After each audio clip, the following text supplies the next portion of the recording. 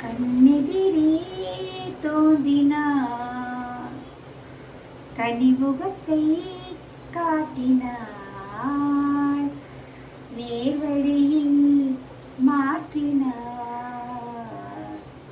நேற்று வரை ஏமாற்றினார் அப்படின்னு நம்ம நிறைய சினிமா பாடலாம் கேட்டிருக்கோம். ஆமாவா இல்லையா? நீங்க சொல்லுங்க. கவிஞர்கள்லாம் கற்பனை உலகத்தில் அப்படியே மிதந்துக்கிட்டு பாட்டாக எழுதுவாங்க. அதெல்லாம் நம்ம சினிமாவில் பார்த்து ரசிப்போம். நிஜமாவே கதாநாயகனும் கதாநாயகியும் பாடுற மாதிரியே அமைஞ்சிருக்கும் எல்லா பாட்டும், இல்லைங்களா? அதெல்லாம் அந்த காலங்க. இப்போது புதுசாக நிறைய டெக்னாலஜி வந்துடுச்சு. AI technology. அதால் நிறைய நல்லதெல்லாம் நடக்குது.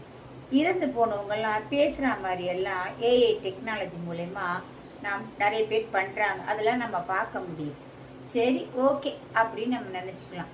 கொஞ்சம் ஓல்டு ஐட்டவங்களாம் எங்கே இருந்தால் எப்படி இருப்பாங்க, அதுவும் ஏஐ டெக்னாலஜி மூலயமா அமைச்சு தர்றாங்க. அதுவும் நல்லா தான் இருக்குது. சரி, பரவாயில்லைங்க. ஆனால் மிகப்பெரிய விஷயம் ஒன்று இந்த டெக்னாலஜியால் வந்திருக்கு. ஜென் இளைஞர் ஒருத்தர் என்ன பண்ணியிருக்காரு தெரியுங்களா? இந்த ஏஐ டெக்னாலஜி யூஸ் பண்ணி ஒரு பெண்ணையே ரொம்பவும் அவமானப்படுத்தியிருக்காரு. எப்படி?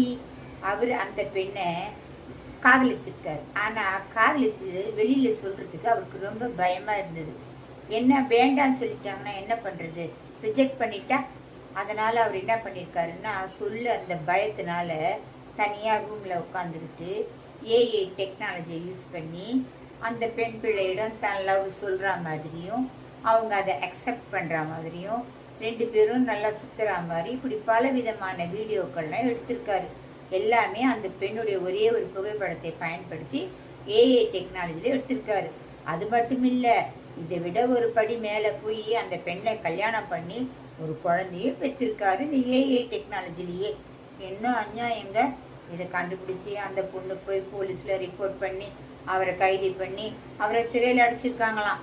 ஆனால் இதெல்லாம் வந்தாச்சு, அவர் சிறையில் அடைச்சாச்சு, நம்ம சந்தோஷப்பட முடியாது.